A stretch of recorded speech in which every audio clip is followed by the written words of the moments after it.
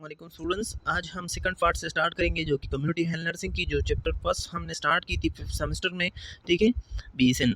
तो life cycle तक हम आए थे।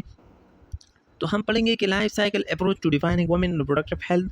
तो हम किसी मतलब मुख्तलिफ किस्म के फेजेस जो है वो उस वुमेन में आती हैं और उसकी रिप्रोडक्शन या रिप्रोडक्टिव हेल्थ को मुख्तलिफ किस्म के फेजेस में देखना होती है, और उसकी मतलब मुख्तलिफ किस्म के इशू जो है आती है, उसके लिए हमने मैनेजमेंट करना है। तो देखिए पांच जो स्टेजेस है, तो स्टेज ऑफ लाइफ साइकिल में सबसे पहले जो है वो पेरीनेटल जो है वो होती है। मतलब पेरीनेटल वो होती है कि जो टाइम की जो प्रेगनेंसी अकर हो जाती है, तो उस टाइम ठीक है, तो उसमें हो सकती है कि उसकी जो हेल्थ इशू है वो आ सकती है कि पेटल डेथ हो सकती है, मतलब मोटिलिटी होती है, या जो एंट्रायूटेरिक जो डिवाइस है ये भी है कि उसकी वजह से हम क्या हेल्थ इशू की को स्टॉप करने के लिए हम एंट्रायूटेरिक डिवाइस मीन एक एक डिवाइस होती है कि उसकी वजह से हम क्या करवाएँ, जो प्रेगनेंसी है वो कर ना हो जाए।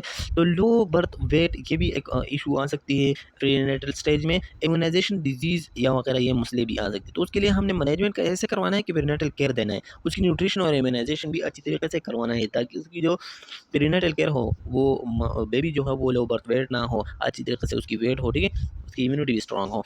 फिर दूसरी जो है वो उसके stages of the life cycle जो है वो इन्फेंसी है। तो इन्फेंसी में हम उसकी देखते हैं, मतलब इन्फेंसी की एज को आपको पता है कि 1 मंथ से लेके 1 ईयर तक होती है उसमें। तो दूसरी पेज जब मतलब प्रीनेटल, तो आपने जाना कि जो प्रेगनेंसी अकर हो जाती है और प्रेगनेंसी जो है वो होती है, मतलब बेबी पैदा होती है, तो फिर उसकी जो है वो लाइफ स्टार्ट होती है। तो लाइफ साइकिल में उसमें जो इन्फेंसी है, तो इन्फेंसी में जो हेल्थ इशू आती है, तो एबनॉर्मल ग्रोथ आ सकती है, या उसकी जो न्यूट्रिशन है वो अगर उसको सही तरीके से न्यूट्रिशन मदर से ना मिला हो, या तो उसकी वजह से माल न्यूट्रिटेड बेबी भी हो सकती है, कम्युनिकेबल डिजीज़ भी उसको हो सकती है, ठीक है। और जो हाँ, एक्सीडेंट्स है, तो ये एक्सीडेंट्स वो एक्सीडेंट वाला नहीं है, ठीक है। तो ये मतलब जब अपने टाइम से पहले एक एक्टिविटी अगर हो तो उसको हम एक्सीडेंट कहते हैं, ठीक है। एब्यूज़ भी हो, अगर उसकी जो फीमेल है वो अपने आप को वो ज़्यादा एब्यूज़ किया हो, और बहुत ऐसे-ऐसे काम किया हो कि उसकी वजह से बेबी को नुकसान पहुँचाया हो, तो ये हेल्थ इशू आ सकती है बेबी को। फिर उसकी जो मैनेजमेंट है, हम एज़ नर्स उसको ग्रोथ मॉनिटरिंग करवाएँगे, ठीक है, ताकि उसकी ग्रोथ जो है नॉर्मल जो है वो बेबी के साथ कि है कि नहीं है। फिर ब्रेस्ट फीडिंग भी हम देखेंगे, ठीक है। इम्यूनाइजेशन से या care of mother child and health education भी हम प्रोवाइड करेंगे, तो उसकी वजह से उसकी जो मैनेजमेंट है वो हो सकती है। फिर लाइफ साइकिल जो अप्रोच होती है, तो उसकी वजह से हम डिफाइन करते हैं वुमेन रिप्रोडक्टिव हेल्थ, ठीक है। तो स्टेज ऑफ लाइफ साइकिल जो है, तो स्टेज ऑफ लाइफ साइकिल हम ऐसे करवाएंगे। फिर थर्ड नंबर जो है चाइल्डहुड है। चाइल्डहुड तो आप जानते हैं कि 1 से लेके 10 ईयर तक होती है। तो हेल्थ इशू इसमें आ सकती है कि एब्नॉर्मल ग्रोथ हो सकती है, फिर उसकी जो माल न्यूट्रिशन होती है, इन्फेक्शियस डिजीज़ होती है, एक्सीडेंट्स और एब्यूज़, ये सब बाकी जो है पहले हमने जो है वो डिस्कस की। तो इसमें एक और भी है कि ये पॉइंट आपने याद रखना है कि जो इन्फेंसी है उसमें कम्युनिकेबल डिजीज़ आती है। समझ गए स्टूडेंट? इसमें जो है वो इन्फेक्शियस डिजीज़ आती है। ये 2 जो है डिफरेंसेस हैं, एमसीक्यूज़ के लिए याद रखें। फिर मॉनिटरिंग के लिए हमने उसकी जो growth monitoring, immunisation, health education और जो ओरल रिहाइड्रेशन सॉल्यूशन है, वो भी हमने चाइल्डहुड को देना है। फिर एडोलेसेंस की जो एज होती है, तो 11 से लेके 19 ईयर्स तक होती है, और उसकी ये एक ट्रांजिशन फेज़ होती है, ठीक है। तो हेल्थ इशू बहुत ज़्यादा आती है कि अर्ली चाइल्ड बेयरिंग होती है, या उसकी अबॉर्शन भी होती है, ठीक है। अगर फीमेल है वो जल्दी जो है वो प्रेग्नेंट किया हो और वे क्या हो, उसकी अबॉर्शन हो सकती है, प्रॉब्लम हो सकती है। मतलब अबॉर्शन वो प्रोसेस है कि जब 20 वीक से पहले जो है बेबी डिलीवर हो, तो ये फिर डेथ होती है, ठीक है। जो बेबी है वो ख़त्म होती है। जो सेक्सुअल ट्रांसमिटेड इन्फेक्शन है, या ऑटो इम्यून डिजीज़ जो है वो है। तो अंडर न्यूट्रिशन में जो मैक्रो और माइक्रो, मतलब जो लार्ज न्यूट्रिशन है या स्मॉल न्यूट्रिशन है, लेकिन वो कम हो, ये भी हो सकती है हेल्थ इशू की। क्योंकि अगर कम उम्र के फीमेल जो है वो बेबी पैदा करेगी, तो वो अपने उसकी जो खुद की जो स्टेज है वो भी ट्रांजिशन स्टेज है, वो अपनी बॉडी को ग्रोथ देते हैं, और जब उस पे एक एक्स्ट्रा बर्डन भी आ जाए तो उसकी वजह से प्रॉब्लम और भी इंक्रीज़ होगा। क्योंकि अगर पहले उसने मतलब एग्जांपल मैं देता हूँ कि 1 जो है वो रोटी उसने खाया था, फिर वो 2-3 खाएँगे, तो वो तो खाए नहीं होंगे ना, तो इसकी वजह से उसकी जो डिफिशिएंसी वो रहेंगे। क्योंकि वो अपने आप को भी फीड करते हैं और बेबी को भी फीड करते हैं। फिर आती है कि जो rising trend of substances abuse, इकनी इकनी भी आ सकती है, मतलब जो स्मॉल स्मॉल जो है प्राइमरी लीशंस वगैरह होती है, सेकेंडरी लीशंस। फिर फिजियोलॉजिकल चेंज इन बॉडी और उसकी जो फंक्शन है उसमें चेंज हो सकती है। सेकेंडरी सेक्स जो करैक्टर्स है वो भी हो सकती है, एग्रेशंस हो सकती है, वायलेंस एब्यूज़ हो सकती है, और जो जेंडर डिस्क्रिमिनेशन है वो भी हो सकती है। तो झगड़े वगैरह ये मुख्तलिफ़ किस्म की प्रॉब्लम हो सकती है अगर एक फ़ीमेल ऐसा हो कि वो एडोलेसेंट टाइम में जो है वो अपना शादी वगैरह करवाए, और फिर क्या हो, प्रेगनेंसी अगर होती है तो जेंडर डिस्क्रिमिनेशन भी इसकी वजह से आती है। ठीक है। फिर उसके लिए हमने तो मैनेजमेंट करना है, तो हमने एजुकेशन ऑन हेल्दी लाइफस्टाइल पे देना है कि अपने हेल्थ का ख्याल रखें। ठीक है। Health is first. Nutrition and fertility awareness भी हमने देना है। ठीक है। कम्युनिटी में भी जाना है, जो हॉस्पिटल में आते हैं उसको भी गाइड करना है।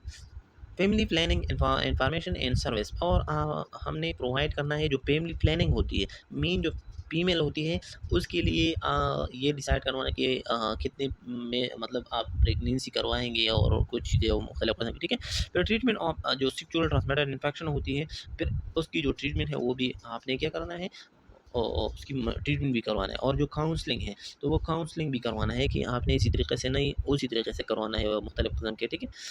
फिर लाइफ साइकिल जो अप्रोच होते हैं उसमें और एक फेज़ है कि रिप्रोडक्टिव एयर्स मीन इस टाइम पे अगर प्रेगनेंसी हो तो फिर अच्छी होगी। ठीक है, क्योंकि उसकी जो ट्रांजिशन उसकी जो अपनी हेल्थ की ग्रोथ होती है वो मुकम्मल होती है। ठीक है। तो उसमें आती है कि जो 20 से लेकर 44 ईयर्स तक जो एज होती है तो वो रिप्रोडक्टिव एयर को हम कंसिडर कराएंगे। ठीक है। ठीक है। और तो इसमें हेल्थ इशू आ सकती है एक फ़ीमेल को कि अनप्लान प्रेगनेंसी मीन अगर उसने अपनी प्लानिंग नहीं की कि हमने कितने बच्चे मतलब जो है वो पैदा करना है, और किस टाइम पे और कितने एयर उसकी जो गैप होती है वो कितने होंगे, तो ये उसने ये डिसीजन नहीं की तो फिर उसकी वजह से हेल्थ की इशू आ सकती है। और सेक्सुअल ट्रांसमिटेड इन्फेक्शन और एड्स हो सकती है, एबॉर्शन भी हो सकती है इस टाइम पे अगर उसने मतलब मुख्तलिफ कंट्रासेप्टिव वगैरह यूज़ की। फिर प्रेगनेंसी कॉम्प्लिकेशन जो है वो आ सकती है, ब्रेस्ट कैंसर एंड जो मेंस्ट्रुअल एब्नॉर्मलिटी है ये हो सकती है। हेल्थ इशू रिप्रोडक्टिव एयर्स में प्रेगनेंसी की जो है प्रॉब्लम क्रिएट होती है, और चाइल्ड जो बेयरिंग एंड रेयरिंग होती है, जो बच्चे पैदा होने वाले हैं ना तो उसको भी मतलब उसकी प्रॉब्लम हो सकती है। फिर कंट्रासेप्शन होती है, तो ये प्रॉब्लम ये अगर एक फीमेल ऐसा है कि वो बहुत ज़्यादा जो है कंट्रासेप्टिव मीन जो टैबलेट्स वगैरह है प्रेगनेंसी को प्रिवेंट करने के लिए वो यूज़ करवाते हैं, तो ये प्रॉब्लम है। एब्यूज़ ऑफ वायलेंस जो है वो क्या करते हैं कि मोबाइल में जो तशद्दुद होती है वो फीमेल पे होती है, और उसकी जो एब्यूज़ होती है उसकी वजह से भी उसकी हेल्थ पे असर पड़ सकती है। तो उसके लिए हमने मैनेजमेंट ऐसा करवाना है कि सबसे पहले हमने जो रिप्रोडक्टिव एयर्स होती हैं उसमें स्क्रीनिंग करवाना है। स्क्रीनिंग में जो अर्ली डिटेक्शन होती है एक फीमेल की एबनॉर्मलिटी या एबनॉर्मल या नॉर्मल की। ठीक है, वो हमने फाइंड आउट करना है। फिर अगर एबनॉर्मलिटी वगैरह ये आ जाती है तो फिर हम उसको एजुकेशन देते हैं, और बैलेंस डाइट की एजुकेशन भी देते हैं कि बैलेंस डाइट वो डाइट होती है कि आपकी बॉडी के लिए किन किन चीज़ों की रिक्वायरमेंट होती है वो पूरी हो जाए, चाहे वो एक चॉकलेट में क्यों ना हो, लेकिन बैलेंस डाइट वो डाइट होती है जो कि आपकी बॉडी के लिए रिक्वायरमेंट हो और वो पूरी हो जाए। Family planning information and service भी आपने मैनेजमेंट करवाना है, काउंसलिंग भी करवाना है, और जो इन्फेक्शन होती है सेक्सुअल ट्रांसमिटेड उसकी डायग्नोसिस और उसकी जो ट्रीटमेंट है वो भी आपने करवाना है। फिर पोस्ट जो रिप्रोडक्टिव एयर्स होती है, मतलब इसके बाद जो प्रेगनेंसी होती है उसकी प्रोसेस ख़त्म हो जाती है या स्टॉप हो जाती है, तो उसकी वजह से मुख्तलिफ़ किस्म की जो हार्मोनल एबनॉर्मलिटी है वो आ जाती है। फिर इसकी वजह से मुख्तलिफ़ किस्म की डिजीज़ जो है वो आ सकती है, क्योंकि जो एक हार्मोन है एस्ट्रोजन और जो प्रोजेस्टेरॉन हार्मोन है ये आपकी बॉडी के लिए एक प्रोटेक्टिव काम करवाते हैं, तो उसकी फ्लक्चुएशन आ जाती है, वो कम हो जाती है रिप्रोडक्शन होने के बाद, मतलब जो पोस्ट रिप्रोडक्टिव एयर जो होती है। तो पहले जो हेल्थ इशू आते हैं वो कार्डियोवास्कुलर जो डिजीज़ होती है, मतलब मुख्तलिफ़ किस्म के डिजीज़ आ सकती है कि कोरोनरी आर्टरी डिजीज़ और मुख्तलिफ़ किस्म के। फिर गायनोकोलॉजिकल कैंसर हो सकती है, क्योंकि उसकी अच्छी तरीके से फिर वो अपने केयर हाइजीन और ख्याल नहीं रखेगी तो फिर मुख्तलिफ़ किस्म की एबनॉर्मलिटी अगर होती है। फिर ऑस्टियोपोरोसिस मीन जो बोन की जो सॉफ्टनेस होती है वो आ सकती है। ठीक है, और ब्रिटल हो जाती है, क्योंकि उसकी जो एक प्रोटेक्टिव हार्मोन था एस्ट्रोजन वो ख़त्म हो जाती है, मतलब वो उसकी जो है वो अपना लेवल से कम हो जाती है, तो प्रोडक्शन नहीं करवाते फिर आप फैमिली के, मतलब जो सॉरी फीमेल के। जो ऑस्टियोआर्थराइटिस है ये भी हाँ हमने देखना है, ठीक है। और डायबिटिक्स है, कैंसर, सेक्सुअल डिस्फंक्शन, सब फर्टिलिटी, इनफर्टिलिटी। सब फर्टिलिटी इनफर्टिलिटी एक चीज़ है, ठीक है, कि मतलब जितने भी इनफर्टिलिटी के जो केसेस हैं वो हो सकती है उस फीमेल को, क्योंकि वो जो फर्स्ट रिप्रोडक्टिव एयर्स है उसके बाद उसकी जो रिप्रोडक्शन है वो पॉसिबल नहीं है, ठीक है। सेक्सुअल ट्रांसमिटेड डिजीज या HIV इन्फेक्शन वगैरह, या मीनोफाज जो है वो हो सकती है। मीनोफाज मीन जो मेंस्ट्रुअल साइकिल होती है वो स्टॉप होती है, तो फिर उसके लिए मैनेजमेंट हम करवाएंगे एज ए नर्स की अर्ली डायग्नोसिस एंड जो ट्रीटमेंट वगैरह है वो हमने प्रोवाइड करना है। सपोर्टिव केयर भी हमने क्या करना है कि लेना है, और काउंसलिंग, न्यूट्रिशन वगैरह ये सब मैनेजमेंट हम करवाएंगे। फिर आती है कि जो मैटरनल मोर्टेलिटी जो ग्लोबल ट्रेडी इनवली कितना मतलब जो है प्रॉब्लम आती है, तो 85,000 या इसी तरीके से 5,85,000 जो इनवली वुमेन डाई और प्रेगनेंसी रिलेटेड कॉम्प्लिकेशन, तो ये कॉम्प्लिकेशन की वजह से आ सकती है फॉर एयर, ठीक है। 99% इन डेवलपिंग वर्ल्ड, मतलब जो हमारा एरियाज़ वगैरह है कि पाकिस्तान, चाइना वगैरह जो तरक्की पजीर ममालिक हैं, अभी तरक्की होने वाले हैं, तो वो 99% जो है वो उस प्रॉब्लम से शिकार होती है, और जो डेवलप कंट्रीज़ होती है उसमें 1% जो है वो इस मैटरनल मोटिलिटी की वजह से हो सकती है। मैटरनल मोटिलिटी हमने पहले भी आपको बताया कि ये वो प्रोसेस है कि मदर के जो पीठ में पीटस होती हैं, मतलब उसकी जो पेट में पीटस होती है ना, तो उस टाइम ये प्रॉब्लम मोटिलिटी या मोर्बिडिटी अगर होना, ये मैटरनल मोटिलिटी कहलाती है, ठीक है। फिर maternal motility scope of problem क्या है कि मतलब 180 से लेके 200 मिलियन प्रेगनेंसी पर ईयर होती है, तो ये सारा प्रेगनेंसी का रेशो है, ठीक है। और उसमें 75 मिलियन जो है वो क्या होती है कि अनवांटेड प्रेगनेंसी होती है, मतलब ये चाहता नहीं है लेकिन वो प्रेगनेंसी हो जाती है, तो फिर उसको ख़त्म करना की होना चाहिए, या अगर ख़त्म भी ना हो तो फिर टाइम से पहले जो है वो प्रेगनेंसी अगर हो तो फिर इसकी फीमेल के लिए हेल्थ इशू बन जाती है। 50 मिलियन जो है इंड्यूस एबॉर्शन होती है, मतलब वो खुद चाहती है कि हमें एबोर्टिव हो करना चाहिए। फिर 20 मिलियंस वो होती है कि अनसेफ एबॉर्शन होती है, मतलब जो अनसेफ एबॉर्शन वो एबॉर्शन होती है कि उसकी अनस्किलफुल पर्सन पे अपने आप को ट्रीट करते हैं। और जो 60 लेख होती है ना वो मैटरनल डेथ फॉर एयर या फॉर मिनट भी होती है, तो ये मैटरनल डेथ होती है, तो इसमें उसने रेशो निकाला हुआ है, ठीक है, कि 1 maternal death is equal to 30 maternal morbidity. अगर चांसेस, ये तो चांसेस की बात करते हैं ना, मोर्बिडिटी मीन की जो डेथ रेशो है, रेशो की बात करते हैं, तो अगर 30 मैटरनल मोर्बिडिटी मौजूद हो तो उसमें एक जो है मैटरनल डेथ होती है। समझ आ गया, समझ आ गया। फिर मैटरनल डेथ जो है वो देखना है, तो ये भी एक बहुत जो है न्यू चीज़ है कि 380 वुमेन बिकम प्रेग्नेंट, मतलब जो एवरी मिनट में कितने फीमेल प्रेग्नेंट होती है, 380 मेनली 380 वुमेन जो है प्रेग्नेंट होती है पर मिनट में। फिर दूसरी जो है 190 वुमेन फेस अनप्लान और अनवांटेड प्रेगनेंसी एवरी मिनट में, मतलब ये 190 वुमेन ऐसे वुमेन है कि वो अनप्लान या अनवांटेड प्रेगनेंसी में हो जाती है उसकी। फिर 110 women experience pregnancy related complications, और जो 40 होती है 40 womens have an unsafe abortion होती है। 1 women die from a pregnancy related complication, और 1 वुमेन जो है वो प्रेगनेंसी कॉम्प्लिकेशन की वजह से डाई हो सकती है। पैटर्नल मो जो हेल्थ प्रोफाइल इन पाकिस्तान है, तो ये उसने एक चार्ट सा निकाला हुआ है, ठीक है, उस पे थोड़ा सा नज़र डालें कि जो मैटरनल मोटिलिटी रेट है, तो वो उसने अगर देखा, मतलब ये इंडिकेटर है कि ये कौन कौन सी चीज़ों को जो है वो आपने देखना है कि ये रिड्यूस हो रहा है या ज़्यादा हो रहा है, ठीक है, पाकिस्तान में या मुख्तलिफ किस्म के एरियाज़ में पाकिस्तान में। तो 90 उसने जब सर्वे की 1990 में, तो उसमें जो मैटरनल मोटिलिटी रेट था वो 550 था, और जो 2000 में फिर दिया गया तो 350 था, और जो 276, और उसने फिर टारगेट MDGs मीन जो मिलेनियम डेवलपमेंटल गोल्स जो होती है, तो वो उस पर काम किया था, तो 2015 में उसकी 140 रेशो आ गया मैटरनल मोटिलिटी रेट। समझ आ गया ना? तो इस समझ आने की वजह से आपने जाके सब्सक्राइब करना लाजिम है, ठीक है, क्योंकि मैं आपको पैदा देता हूँ, तो हम तो आप भी हमें क्या करना है, सपोर्ट करना है। फिर क्या है कि जो बर्थ बाई जो मतलब सर्विस ये सब बर्थ अटेंडेंट होती है ना, तो स्किलफुल बर्थ अटेंडेंट ये भी होना चाहिए। तो उसकी जो सर्वे की थी तो 18 केसेस उसमें आए थे, फिर 40, फिर 39 और फिर ग्रेटर देन 90। तो हाँ, ये क्या, ये अच्छी तरीके से चले जाती है कि जो बर्थ बाय स्किलफुल, तो स्किलफुल पर्सन जो है वो इंक्रीज़ होती है, ठीक है। ये प्रॉब्लमेटिक है तो ये डिक्रीज़ होती है, मैटरनल मोर्टेलिटी को डिक्रीज़ करना है, और जो स्किलफुल पर्सन है वो उसको इंक्रीज़ करना है।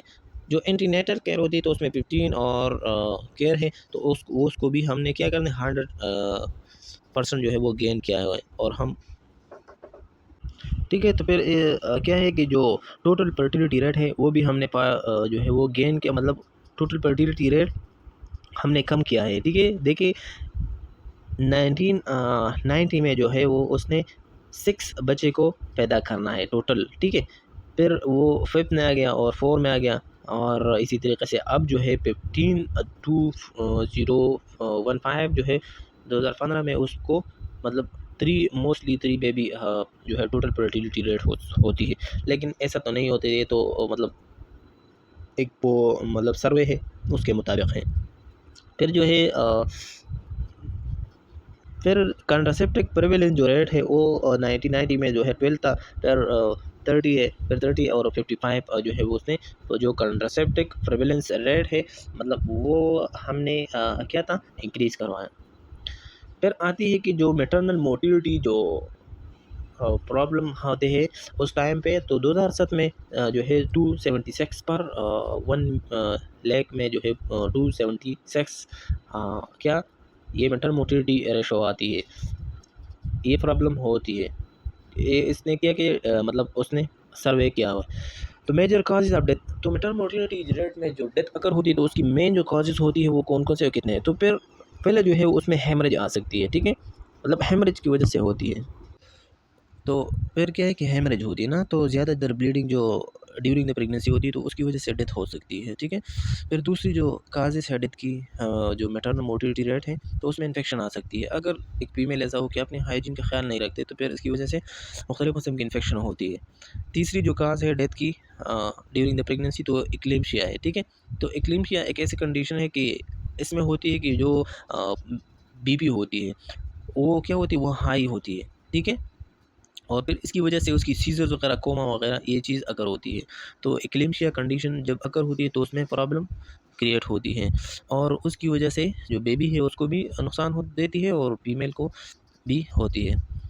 तो 4 नंबर जो मतलब मेजर काजेज़ में आती है डेथ की, तो ऑब्स्ट्रक्टेड लेबर होती है। मतलब जो फिज़िकली अगर एक फीमेल की जो जेनिटलियाज़ हैं उसमें कोई भी ब्लॉकेज वगैरह, फिजियोलॉजिकल जो ब्लॉकेज है ड्यूरिंग द बर्थ वो आती है ना, तो इसकी वजह से भी पेनफुल प्रेगनेंसी होती है, ठीक है।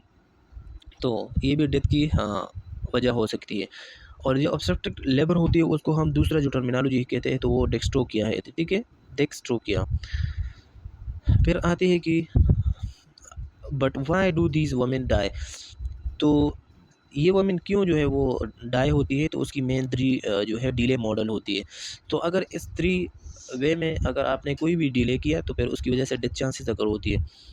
तो सबसे पहले जो डिले है कि डिसीजन टू सीक केयर, अगर आपने उसकी जो केयर होती है ना वो क्या डिले किया वो, अगर प्रेगनेंसी में कोई भी आपको पता चला कि प्रेगनेंसी होने वाला है या कोई भी ऐसा साइन सिम्टम आ गया, और फिर आपने क्या किया कि हॉस्पिटल वगैरह या कोई भी चीज़ को आप चले जाए, लेकिन वो हॉस्पिटल वाले अच्छी तरीके से डिसीजन क्विक नहीं लेते, तो उसकी वजह से मसले बन जाती है। Lack of understanding of complication, और उस जो हॉस्पिटल वाले लोग होते हैं वो उस कॉम्प्लिकेशन को नहीं अंडरस्टैंड करते, उसको ये समझ नहीं आती कि ये मसला क्या है।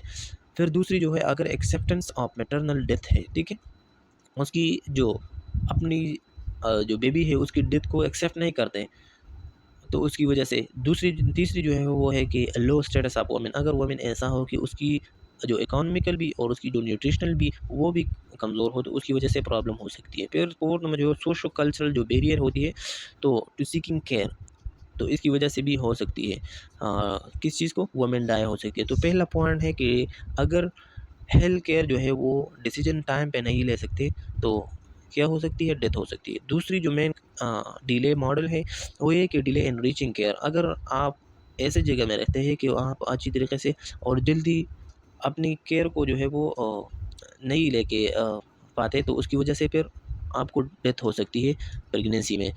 अगर कुछ पर्सन ऐसे होते हैं कि वो माउंटेन्स में, आइसलैंड ड्राइवर्स या पुअर ऑर्गेनाइजेशन उसकी होती है, उसमें रहते हैं, तो उसको जो केयर है वो डिले हो जाती है।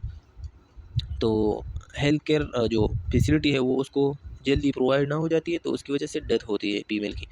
तीसरी जो मेन काजेज़ है प्रेगनेंसी में, तो वो डिले इन रीचिंग या रिसीविंग केयर। वो उसको अच्छी तरीके से, वो तो चले जाते हैं ना हॉस्पिटल में, लेकिन उसको अच्छी तरीके से केयर प्रोवाइड नहीं होती, वो उसमें स्किलफुल पर्सन जो है वो इन्वॉल्व नहीं होती उस केस में, तो फिर उसको भी प्रॉब्लम होती है। मतलब सप्लाई या पर्सनल या poor train person with fertility attitude या फाइनेंस में।